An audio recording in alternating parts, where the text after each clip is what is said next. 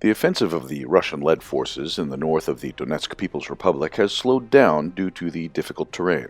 The city of Slavyansk is surrounded by hills on almost all sides. The Ukrainian steppes begin to the west of the city. This is why Slavyansk is of strategic importance in the war in Ukraine and was the site of fierce clashes in 2014. Today, strategic positions of the armed forces of Ukraine have been established on the heights around the city. This makes it much more difficult for Russian forces to advance from the northern, northeastern, and eastern directions. Over the past month, there have been no advances by Russian forces in this region. Mop-up operations continue in the dense forests around Manzanovka. The Ukrainian command has reportedly deployed 3 US-made HIMARS systems to the southeast of the Kharkov region. Massive strikes on Russian positions in Balaklia and Izium are expected. Russian forces continue to hold their positions in the lowlands in the areas of the settlements of Yampol and Krasny Liman.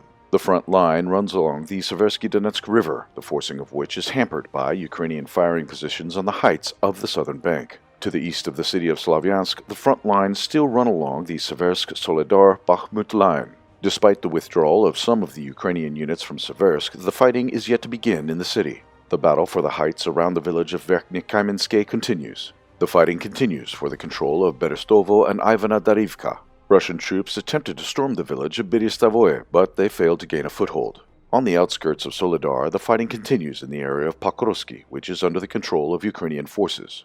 In the southern regions, the Ukrainian troops tried to counterattack Russian positions from the direction of Mykolaiv, but were destroyed by Russian return fire. Some of the Ukrainian servicemen were captured. The armed forces of Ukraine are pulling reserves in the direction of Kherson. They are shelling Russian positions and nearby bases. In turn, Russian units are reinforcing their air defense forces in the region. Another attack by Ukrainian artillery on the Antonovsky Bridge was repelled on July 22nd.